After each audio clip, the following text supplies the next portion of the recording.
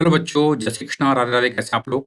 तो आज हम लोग काइनेमेटिक्स 2D का वर्कबुक नंबर 8 डिस्कस करेंगे।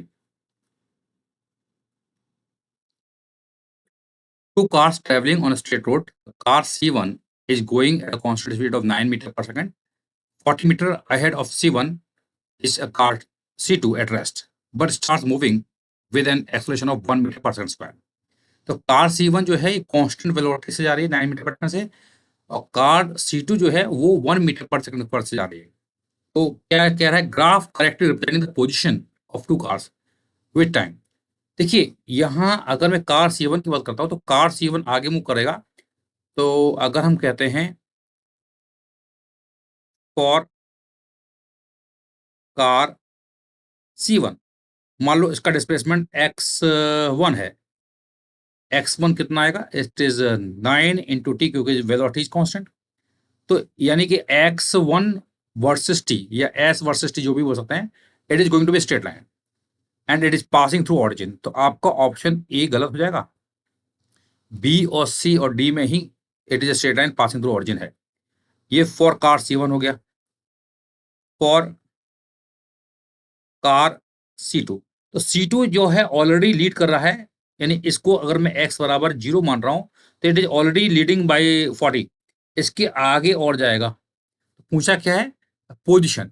तो लेट्स से अगर ये यहां से और आगे गया, मान लो S2 गया, तो इसका जो कोऑर्डिनेट x2 होगा, it will be your 40 plus S2। और 40 प्लस S2 कितना का? Half into A T square, क्योंकि यू तो 0 है, एस बराबर U T plus half t square लगाएंगे तो हाफ ए है 1 इंटू टी स्क्वायर। तो बेसिकली यहाँ पर जो आ रहा है एस x2 जो है 40 plus half t square. It is not starting from 0, it is starting from some 40। तो यानी कि यहाँ पर, और ये ऐसा टी स्क्वायर है तो ये कैसा होगा? It is going to be parabola. ये पैराबोला होगा। तो पैराबोला होगा and it is not starting from origin. तो आपका ऑप्शन बी भी नहीं होगा, ऑप्शन सी भी नहीं होगा। तो आंसर क्या आएगा? It is only D. तो यहाँ पे जितने भी ग्राफ वाले क्वेश्चंस होते हैं बच्चों, उसमें आपको ग्राफ बनाने नहीं होते हैं। आपको 4 ग्राफ दिए होंगे, उनमें से आपको प्रोसेस ऑफ एलिमिनेशन से ग्राफ एलिमिनेट करने हैं, और जो फाइनल आंसर बचेगा, जो बचेगा वही आंसर आपका हो जाएगा।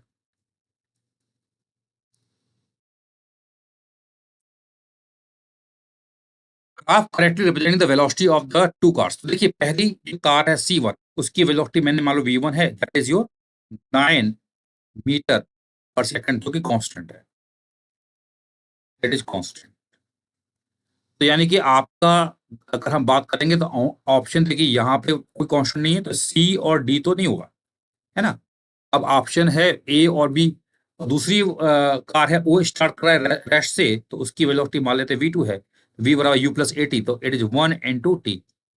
It is t only, and it is linearly varying starting from 0। Origin से स्टार्ट करेगा। तो आपका ये जो ग्राफ है स्टार्ट ऑरिजिन से करेगा and it is linearly varying. तो ऑप्शन बी होगा, ऑप्शन ए नहीं होगा, क्योंकि यहाँ पे it is not starting from origin, इसलिए आंसर बी होगा।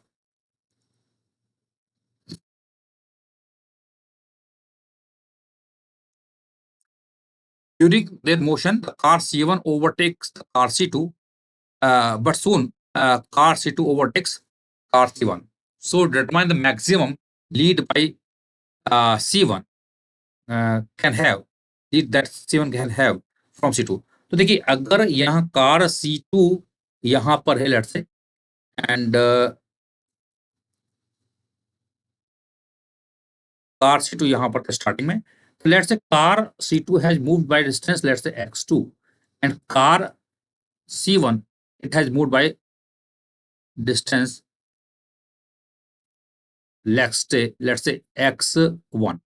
तो x1 और ये x2 मूव किया है, तो ये जो एक्स्ट्रा डिस्टेंस है, ये यही हमारा लीड होगा। लीड कैसे निकालेंगे? देखो, C1 ने ट्रेवल किया x1, C2 ने किया x2, तो ऊपर से देखो यहाँ पे 40 प्लस x2 प्लस s, यानी हम बोल सकते हैं 40 प्लस x2 प्लस s बराबर क्या आएगा? x1 होगा।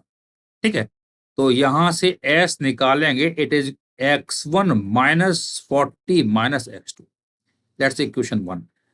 अब x1 है इस C1 की डिस्प्लेसमेंट, तो x1 कितना आएगा, it will B 9 into T, equation 2 बोल देते हैं, और x2 जो होगा इट विल बी हाफ ए है 1 into T square, just put the value, इसकी वैल्यू हम पुट कर देंगे, तो s बराबर हो जाएगा, x1 है हमारे पास 90 माइनस 40 माइनस 1/2 टी स्क्वायर, ये आ गया।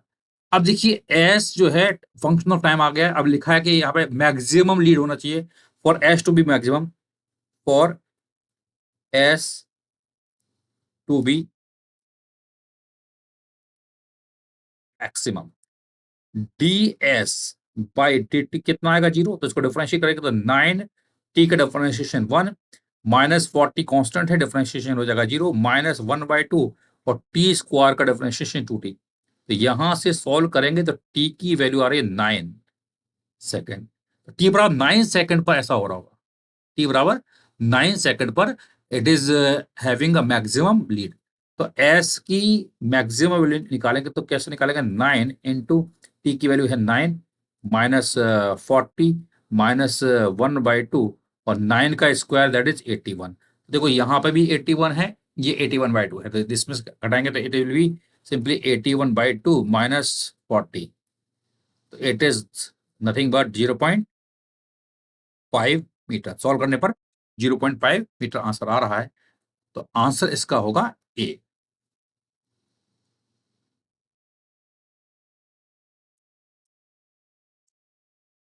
Two friends, Raj and Pooja, playing a game of collision of balls and throwing balls from the top of the tower simultaneously, as shown in the figure.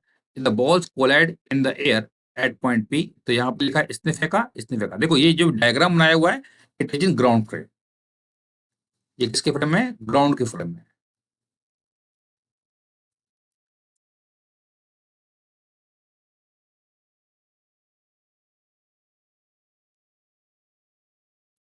Ground frame मतलब अगर कोई बंदा यहाँ खड़ा हुआ है, वो देखेगा तो ये पार्टिकल एक पैराबोलिक पाथ में गिरेगा, ये भी पार्टिकल पैराबोलिक पाथ में यहाँ गिरेगा और यहाँ टकरा रहा है, ये बोल रहा है। Distance D between the tower निकालना है जिससे कि टकरा जाए। तो ऐसे क्वेश्चन करने के कई तरीके होते हैं, इसमें से जो शॉर्ट एंड स्वीट तरीका ये होता है कि यहाँ पर आप किसी एक पार्टिकल के फ्रेम में चले जाइए। देखो ये 20√2 है, तो इसका एक कंपोनेंट आपका एक्स के अलोंग आएगा, तो ये हम जानते हैं 45 है, तो इसकी वैल्यू आएगी 20√2 cos 45, तो सॉल्व करने पर ये आएगा 20, है ना, ये आप सॉल्व कर लेना, मैं डायरेक्ट लिख रहा हूँ। और ऐसे ही इसका एक वर्टिकल डाउनवर्ड कंपाउंड आएगा, वो आएगा 20√2 sin 45, sin 45 होता है 1/√2, सॉल्व करेंगे दैट इज आल्सो 20 मीटर पर सेकेंड। अब आप एक काम करो, मान लो ये पार्टिकल जो राज के पास है वो मान लो पार्टिकल ए है, और जो पूजा के पास है वो पार्टिकल मान लो बी है ना, जो भी पार्टिकल है बॉल है। तो अगर मैं बॉल बी के फ्रेम में जाता हूं, तो in frame of reference of let's say ball B, अगर बॉल बी के फ्रेम में जाएंगे तो बॉल बी के फ्रेम में गए तो बॉल बी क्या होगी, रेस्ट पर होगी, बॉल भी रेस्ट पर होगी, और यहां पर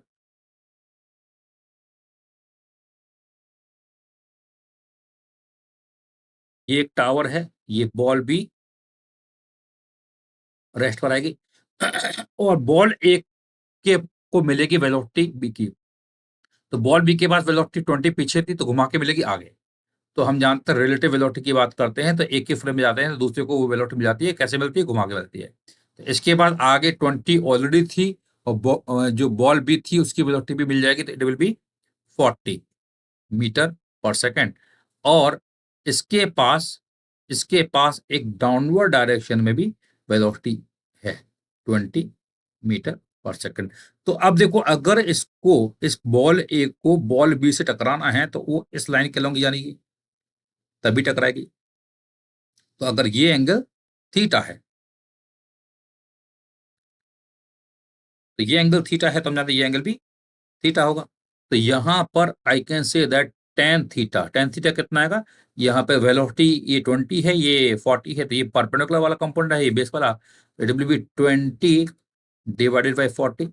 अब यहाँ ये नीचे ट्रायंगल दिखाई दे रहा है, ये 300 है, ये 200 है, तो जो ये दूरी है वो आप निकाल सकते हो, कितना आएगा, ये 300 200 इट विल बी 100 मीटर, और ये डिस्टेंस हमें मालूम करनी है, ये डिस्टेंस हमें मालूम करना है। तो ये 100 है, डी है, तो हम इसको क्या लिखेंगे 100 डिवाइडेड बाई डी। तो ये 2 बार चला जाएगा, डी की वैल्यू कितनी आ रही है, इट इज 200 मीटर। यानी जो 2 टावर हैं उनके बीच का डिस्टेंस 200 मीटर होगा। तो ये दोनों पार्टिकल आपस में टकरा जाएंगे।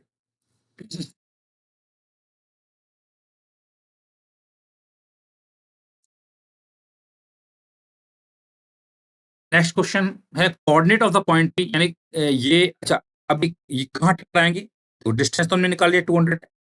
अब इसमें एक और चीज है कि हम ये निकाल सकते हैं कितने टाइम बाद टकराएंगे, है ना। टाइम बाद कैसे निकालेंगे, कि हमारा हम बी के इस पार्ट ये पार्टिकल जो है हमने इसको बी माना था, इस पार्टिकल को ए माना था, इसके फ्रेम में गए थे, तो ये पार्टिकल हम जानते हैं रेस्ट पर है, और इसके पास इस डायरेक्शन में वेलोसिटी हो जाती है 40 मीटर पर सेकंड, और इसके पास इस डायरेक्शन में वेलोसिटी कितनी है 20 मीटर पर सेकंड।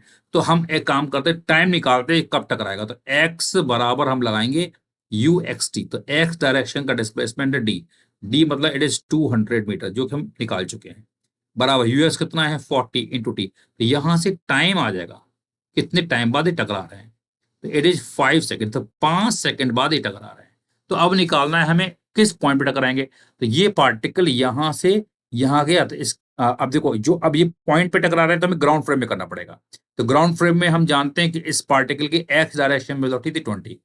तो हम बात करेंगे फॉर फॉर पार्टिकल ए, तो पार्टिकल ए यहां से यहां गया, तो we need to find the point, है ना, ये कितना है, तो इसका डिस्प्लेसमेंट एक्स निकालेंगे, तो एक्स बराबर लाएंगे यू एक्स इंटू टी, किसके लिए फॉर पार्टिकल ए के लिए। तो एक्स डायरेक्शन का डिस्प्लेसमेंट हमें निकालना है, यूएस कितना है 20, टाइम कितना लगा इट इज योर 5, तो इट इज 100 मीटर। तो एक्स कोऑर्डिनेट जो है इट इज 100 मीटर। तो अब देखो यहाँ 4 ऑप्शन दिए ए बी सी डी में, एक्स कोऑर्डिनेट यहाँ 100 है, यहाँ 100 है, तो आपका आंसर सी और डी तो नहीं होगा, इतना तो हम बोल सकते हैं। अब ये यहां से यहां जा रहा है, तो इसका वाई डायरेक्शन में डिस्प्लेसमेंट निकालेंगे, तो वाई बराबर निकालेंगे तो u y t plus half a y t square. तो यू वाई कितना है इट इज -20, टाइम कितना लगा 5, प्लस 1/2 ए वाई कितना है -10, टाइम कितना लगा 5 का स्क्वायर। तो -20 इंटू 5 करेंगे इट इज -100, और यहां ये गया 5 टाइम्स, तो माइनस 5 इंटू 5 यानी -125। बेसिकली ये y जो आ रहा है इट इज -225 मीटर। बट ध्यान रखना ये y ये वाला है, ये है 225, माइनस मतलब डायरेक्शन इज डाउनवर्ड, बट हमें ऑरिजिन इसके रेस्पेक्ट में निकालना था। तो ये 225 है, तो ये कितना आएगा, इट विल बी 300 माइनस 225, तो इट इज नथिंग बट 75। तो यहां पर एक्स कोऑर्डिनेट अगर हम बात करेंगे, तो यहां पर एक्स कोऑर्डिनेट तो हो जाएगा आपका ये निकाल चुके हैं हम लोग, इट इज 100, और y coordinate will be 75। Point P के कोऑर्डिनेट हो जाएंगे इट इज 100,75 मीटर में, है ना। तो answer is going to be A.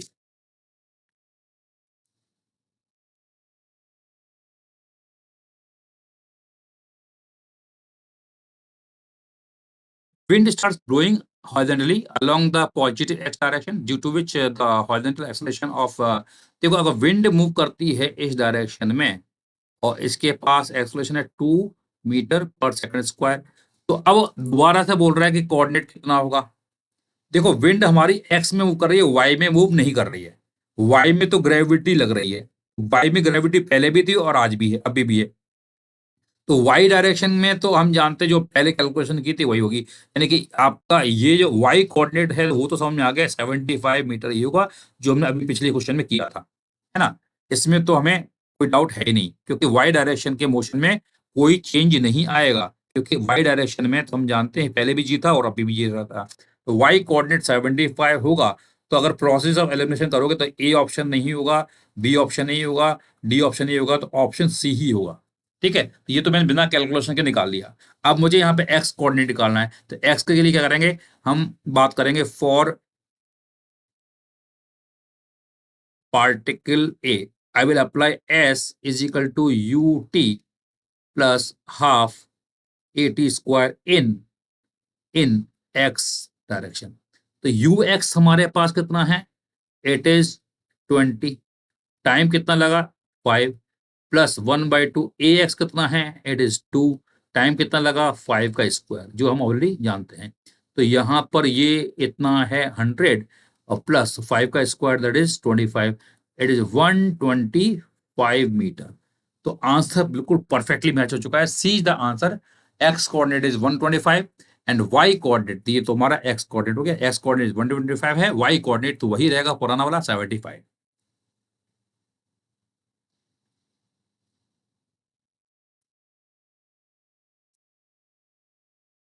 AB is an inclined roof and particle is projected from origin towards the roof such that the path of the particle will just touch the roof। देखिए यहाँ particle को ध्यान से देखिए 45 degree पर फेंका है और ये एंगल भी 45 डिग्री है।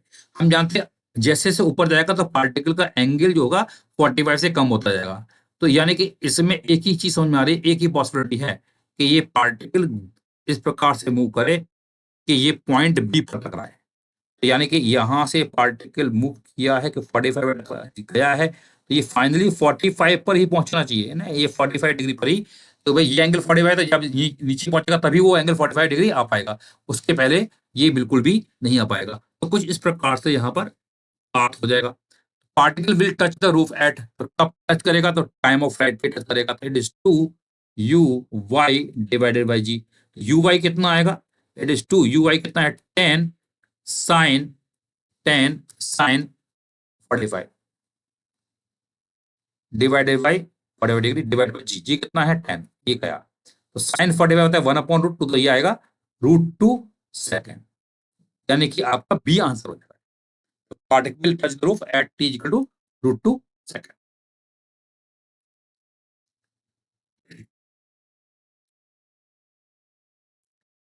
मैक्सिमम हाइट अटेन, ये तो बहुत सिंपल क्वेश्चन हो गया। तो मैक्सिमम हाइट कितना आएगा, it is u y square divided by 2g। U y है 10 साइन 45 डिग्री और इसका भी square divided by 2 into g कितना होता है 10। इसका स्क्वायर करेंगे तो 10 का स्क्वायर यानी 100 इंटू साइन 45 होता है 1/√2, स्क्वायर करेंगे 1/2 और नीचे 2 इंटू 10 है ही, तो ये गया।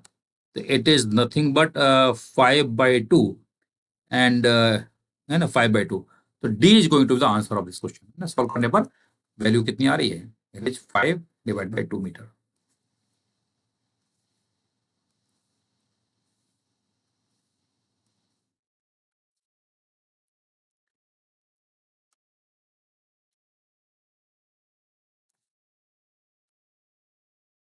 वैल्यू ऑफ वाई नॉट, देखिए हम जानते हैं ये एंगल 45 डिग्री है, पार्टिकल यहां से गया था और यहाँ टकराया था, तो ये हम जानते हैं रेंज होती है, ये एंगल 45 है, तो वाई नॉट की वैल्यू भी कितनी होगी, रेंज के बराबर होगी। तो हम जानते हैं 10 45 डिग्री, इस ट्रायंगल की बात करेंगे, it is y naught divided by r, और 10 45 हम जानते हैं 1 होता है, तो वाई नॉट की वैल्यू भी आर। तो basically you to find r, r क्या होता है u square sine 2 theta divide by g. U तो हमारे पास 10 है, तो इसका स्क्वायर साइन 2 थीटा कितना का साइन 90 डिग्री, क्योंकि angle theta is 45 divided by g. तो सॉल्व करने पर आर की वैल्यू आ रही है 10 मीटर, तो वाई नॉट की वैल्यू भी कितनी आएगी 10 metre. D is going to the answer of this question.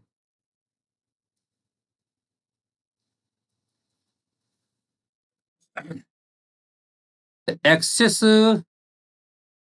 of a cylindrical vessel is inclined at an angle theta with y axis, तो यहाँ पे थीटा एंगल है, इस पर ये inclined है। The magnitude of velocity of falling rain is v, origin is taken at o, ठीक है। rate of falling the vessel will be maximum if, तो देखो हम जानते हैं कि जब रेन इस पाइप के अलोंग, इस सिलेंडर के अलोंग ही जा रही होगी, तभी इसका रेट जो होगा मैक्सिमम होगा। तो इसकी वेलोसिटी v है, तो उसका एक कंपोनेंट x में आएगा, और एक y में आएगा, ये एंगल थीटा है, तो ये एंगल भी थीटा, तो ये आएगा v, यहाँ आएगा v साइन थीटा, और यहाँ आएगा v कॉस थीटा। तो वेलोसिटी को अगर हमें वेक्टर फॉर्म में लिखना है तो minus v sine theta I cap और minus v cos theta J cap, ये आंसर आएगा। Minus v sine theta I cap minus v cos theta J cap, यानी b is going to be the answer of this question.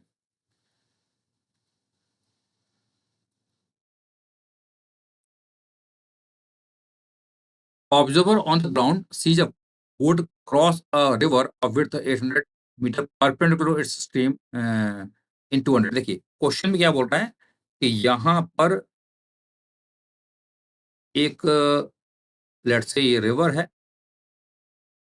And जो ground में observer है, यानी कि जो बाहर कोई ऑब्जर्वर है, वो क्या देखता है कि एक जो बोट है it is moving along this direction. Ground वाला देख रहा है। देखिए हम जानते हैं रिवर इधर फ्लो होती है, जब रिवर इधर फ्लो होती है, रिवर की वेलोसिटी मान लेते हैं u है, तो रिवर की वेलोसिटी आपको u इधर मिलेगी। तो बेसिकली जो बोट है वो अपनी वेलोसिटी को इस डायरेक्शन में रखेगा, तो वेलोसिटी इधर रखेगा, तो इसका एक ऊपर कंपोनेंट आएगा, मान लो ये है वी वाई, और एक इधर कंपोनेंट आएगा इट इज वी एक्स। तो यहाँ पर u की वैल्यू कितनी है, यहाँ लिखा हुआ है रेफ्ट, यहाँ लिखा है ही also man on the raft floating at the speed of 3 meter पर सेकंड। रेफ्ट जो है हम जानते हैं इसकी वेलोसिटी वही होती है जो रिवर की वेलोसिटी होती है, तो ये दिया है 3 मीटर पर सेकंड, तो यानी u आपके पास है 3 मीटर पर सेकंड। और यहां पर क्वेश्चन में बोल रहा है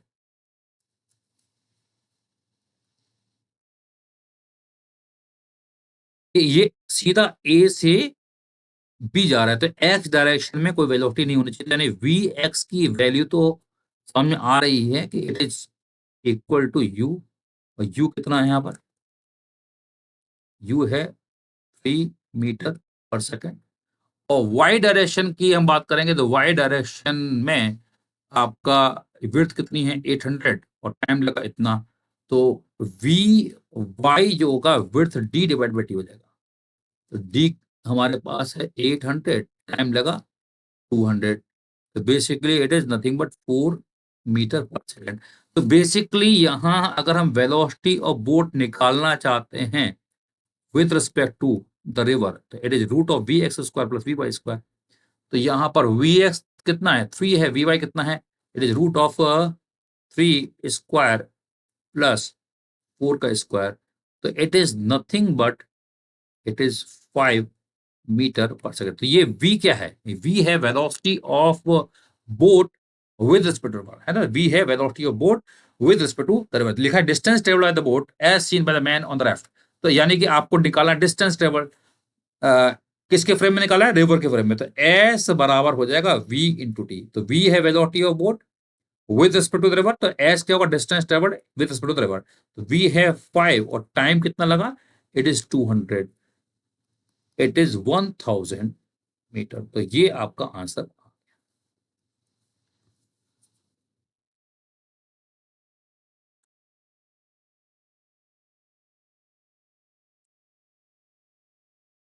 Figure shows a still photograph from a war movie. Bombs have been dropped from the plane B-52 at regular interval।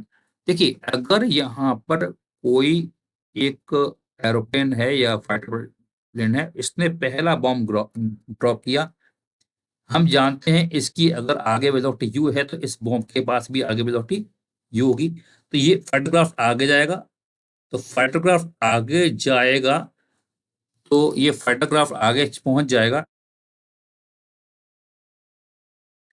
तो जब यहाँ पहुंचा तो ये यहाँ से जब यहाँ पहुंचेगा, तो ये आप जब यहाँ पहुंचेगा, तो ये जो आपका जो बॉम्ब है इसकी वेलोसिटी वही है हॉरिजॉन्टल डायरेक्शन में जो फाइटरक्राफ्ट की है, तो फाइटरक्राफ्ट यहाँ पहुंचेगा तो उसके करस्पॉन्डिंग जो बॉम्ब है वो यहाँ से मूव करते करते यहाँ पहुंच जाएगा, because they have the same velocity in x direction, और एक्स डायरेक्शन में वेलोसिटी सेम है तो डिस्प्लेसमेंट भी सेम होगा। उस मूवमेंट पर ये क्या करेगा, दूसरा एक बॉम्ब ड्रॉप किया, तो ये बॉम्ब और ये ड्रॉप एक ही लाइन में हो जाएंगे। फिर ये आपका फाइटोग्राफ और आगे निकल जाएगा। तो फाइटोग्राफ और आगे निकल जाएगा तो ये बॉम्ब यहाँ कहीं पहुंचेगा और ये बॉम्ब यहाँ कहीं पहुंचेगा, क्योंकि एक्स डायरेक्शन में डिस्प्लेसमेंट दोनों का सेम ही होगा और इसका भी सेम रहेगा। और उस समय इसने तीसरा बॉम्ब ड्रॉप किया, यानी कि सारे बॉम्ब जो है एक ही लाइन में आ रहा है। तो ये कौन सा ऑप्शन होगा? इट इज ओनली ए। तो ए ऑप्शन में ऐसा हो रहा है। ठीक है, तो इसका आंसर क्या आएगा? ए होगा।